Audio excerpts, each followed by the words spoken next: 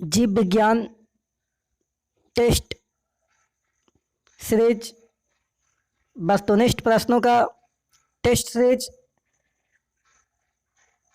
पहला है जीव विज्ञान से संबंधित, और यह test series 10th 11th 12th एवं कॉम्पिटिटिव एग्ज़ाम के विद्यार्थियों के लिए है। इसलिए इस टेस्ट सीरीज को लगाएं और अपने एग्ज़ाम में नंबर को इंक्रीज करें। चलिए शुरू करते हैं। जीव विज्ञान टेस्ट सीरीज का पहला प्रश्न, ये पहला टेस्ट सीरीज है और पहला प्रश्न है। और बता दें, इस टेस्ट सीरीज को स्टार्ट करने से पहले कि सभी विद्यार्थी कॉपी पेन लेकर के बैठ जाएं, और जो प्रश्न का जवाब ना दे पाए उसे अपने कॉपी में नोट कर लें। चलिए शुरू करते हैं। इस टेस्ट सीरीज का पहला प्रश्न क्या है? पहला है, पौधों में बाष्पोत्सर्जन किस भाग में होता है? तो ऑप्शन दिया हुआ है जड़, तना, पत्ता और फूल। ऑप्शन ए में जड़ है, बी में तना, सी में पत्ता और डी में फूल। सही जवाब होगा इसका पत्ता। यानी पत्ता में, पौधों का जो पत्ता होता है उसमें बाष्पोत्सर्जन की क्रिया होती है। सभी विद्यार्थियों को बता दें कि हाई टारगेट लेकर चलना है अपने एग्जाम के लिए। प्रश्न नंबर 2 है, मानव रक्त में उपस्थित यूरिया की समान मात्रा होती है। ऑप्शन है ए 100 mg, बी 20 mg, सी 30 mg और डी 40 mg। सही जवाब होगा 20 mg। ऑप्शन बी, मानव रक्त में यूरिया की मात्रा 20 mg होती है। यह समान मात्रा है यूरिया का, 20 mg। प्रश्न नंबर 3 है, श्वसन क्रिया के दौरान कितनी प्रतिशत ऊर्जा ताप के रूप में निष्कासित होती है? ऑप्शन है ए 20%, बी 40%, सी 60% और डी 80%। सही जवाब होगा ए 20%। श्वसन क्रिया के दौरान 20% ऊर्जा ताप के रूप में निष्कासित होती है।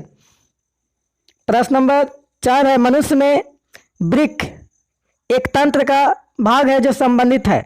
वृक्क यानी जिसे किडनी भी कहा जाता है, तो मनुष्य में वृक्क एक तंत्र का भाग है जो संबंधित है। ऑप्शन है ए पोषण, बी श्वसन, सी उत्सर्जन और डी परिवहन। सही जवाब इसका होगा उत्सर्जन। ऑप्शन सी, मनुष्य में वृक्क यानी किडनी जो है उत्सर्जन तंत्र का भाग है। इस किडनी के माध्यम से ही शरीर में उपस्थित सभी अपशिष्ट पदार्थ, यूरिया, अमोनिया वगैरह का निष्कासन वृक्क के द्वारा ही रक्त से छान करके, फिल्टर करके मूत्र के माध्यम से बाहर निकाला जाता है। प्रश्न नंबर 5 है, पौधों के वायवीय भागों से जल के निष्कर्षण की क्रिया क्या कहलाती है? ऑप्शन है ए परागण, बी निषेचन, सी विसरण और डी बाष्पोत्सर्जन। सही जवाब होगा ऑप्शन डी बाष्पोत्सर्जन। पौधों में वायवीय भागों से जल के निष्कर्षण की क्रिया को बाष्पोत्सर्जन कहते हैं। प्रश्न नंबर 6 है, वह प्रक्रम जिसके द्वारा शरीर में ऊर्जा का उत्पादन होता है क्या कहलाता है? ऑप्शन है ए श्वसन, बी पोषण, सी उत्सर्जन और डी है उत्तेजनशीलता। सही जवाब होगा ए श्वसन। वह प्रक्रम यानी श्वसन एक प्रक्रम है, एक प्रोसेस है जिसके द्वारा शरीर में ऊर्जा का उत्पादन होता है। यानी श्वसन प्रक्रिया के द्वारा शरीर में, जीवों के शरीर में, मानव के शरीर में ऊर्जा का उत्पादन होता है। प्रश्न नंबर 7 है, कौन सी क्रिया सभी जीव के लिए अनिवार्य है? कौन सी क्रिया सभी जीव के लिए अनिवार्य है? ऑप्शन ए प्रकाश संश्लेषण, बी बाष्पोत्सर्जन, सी श्वसन और डी चलन। इसका सही जवाब होगा ऑप्शन सी श्वसन। श्वसन जो क्रिया है सभी जीवों के लिए अनिवार्य है। प्रश्न नंबर 8 है, मैग्नीशियम पाया जाता है। ऑप्शन ए क्लोरोफिल में, बी लाल रक्त कण में, सी बर्नी लवक में और डी ऑप्शन है श्वेत रक्त कण में। इसका सही जवाब होगा ऑप्शन ए क्लोरोफिल में। मैग्नीशियम जो होता है वो क्लोरोफिल में पाया जाता है। क्लोरोफिल सभी पेड़ पौधों के पत्तियों में उपस्थित होता है, और क्लोरोफिल की वजह से ही पेड़ पौधों की पत्तियां हरे होते हैं, इसलिए पत्तियों में ही मैग्नीशियम पाया जाता है। प्रश्न नंबर 9 है, मानव हृदय में पाए जाते हैं। ऑप्शन ए 3 बेस में, ऑप्शन बी 2 बेस में, ऑप्शन सी 4 बेस में और ऑप्शन डी 5 बेस में। तो इसका सही जवाब होगा ऑप्शन सी 4 बेस में, मानव हृदय में यानी मानव के हार्ट में 4 गो बेस में यानी 4 चेंबर पाया जाता है। मानव हृदय में 4 चेंबर यानी 4 बेस में पाए जाते हैं। प्रश्न नंबर 10 है, प्रकाश संश्लेषण द्वारा किसकी प्राप्ति होती है? ऑप्शन ए वसा, बी प्रोटीन, सी ग्लूकोज और डी प्रकाश। सही जवाब होगा ऑप्शन सी ग्लूकोज। प्रकाश संश्लेषण द्वारा ग्लूकोज की प्राप्ति होती है। प्रकाश संश्लेषण द्वारा किसकी प्राप्ति होती है? ग्लूकोज का। प्रश्न नंबर 11, कोशिका झिल्ली किस प्रकार की झिल्ली है? ऑप्शन ए पारगम, बी में अपारगम, सी में अर्धपारगम और डी में इनमें से कोई नहीं। सही जवाब होगा ऑप्शन सी यानी कोशिका झिल्ली एक अर्धपारगम झिल्ली है, अर्धपारगम। प्रश्न नंबर 12 है, दही के जमने में निम्नलिखित में से कौन सी क्रिया होती है? ऑप्शन ए है अपघटन, बी है प्रकाश संश्लेषण, सी है किण्वन और डी है उत्सर्जन। सही जवाब होगा ऑप्शन सी, दही के जमने में किण्वन की प्रक्रिया होती है, किण्वन। प्रश्न नंबर 13, मानव हृदय में पाए जाते हैं। ये रिपीट हो रहा है प्रश्न, 3 बेस में, 4 बेस में, 5 बेस में और 2 बेस। तो सही जवाब होगा 4 बेस में। प्रश्न नंबर 14, मानव में डायलिसिस थैली है। ऑप्शन ए नेफ्रॉन, बी में न्यूरॉन, सी में माइटोकॉन्ड्रिया और डी में इनमें से कोई नहीं। सही जवाब होगा ऑप्शन ए नेफ्रॉन। मानव में नेफ्रॉन जो है डायलिसिस थैली है, ये आपका किडनी में पाया जाता है। नेफ्रॉन यानी नेफ्रॉन किडनी का इकाई है, इसी नेफ्रॉन से किडनी का निर्माण होता है और किडनी का काम क्या है? डायलिसिस करना।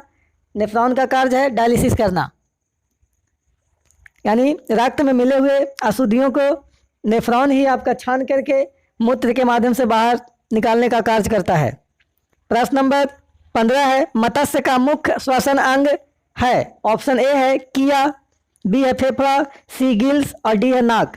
इसका सही जवाब होगा सी, ऑप्शन सी यानी गिल्स। मत्स्य का मुख्य श्वसन अंग गिल्स है। मत्स्य मतलब मछली, मछली का मुख्य श्वसन अंग क्या है? तो गिल्स, जिसको गलफड़ा भी कहा जाता है। प्रश्न नंबर 16, पौधों में गैसों के निष्कासन के लिए किस क्रिया का उपयोग होता है?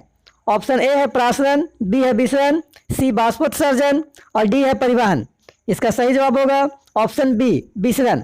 पौधों में गैसों के निष्कासन के लिए विसरण की क्रिया उपयोगी होती है, यानी विसरण की क्रिया द्वारा ही पौधों में गैसों का निष्कासन होता है। जैसे ऑक्सीजन का निष्कासन, जो पौधों के द्वारा ऑक्सीजन निष्कासित किया जाता है सभी जीव जंतुओं मानव के लिए, वो आपका विसरण क्रिया के द्वारा ही निष्कासित किया जाता है और हम लोग तक उपलब्ध होता है। प्रश्न नंबर 17 है, क्लोरोफिल वर्णक का रंग है। ऑप्शन ए हरा, बी है नीला, सी है लाल और डी है सफ़ेद। सही जवाब होगा ऑप्शन ए हरा। क्लोरोफिल वर्णक का रंग कैसा है? तो हरा। कैसा रंग है? हरा, ऑप्शन ए। प्रश्न नंबर 18, कवक में पोषण की कौन सी विधि है? ऑप्शन है स्वपोषी, बी है मृतपोषी, सी है समभोजी और डी है कोई नहीं। इसका सही जवाब होगा ऑप्शन बी मृतजीवी। कवक में पोषण की कौन सी विधि अपनाई जाती है? तो मृतजीवी, यानी मृतजीवी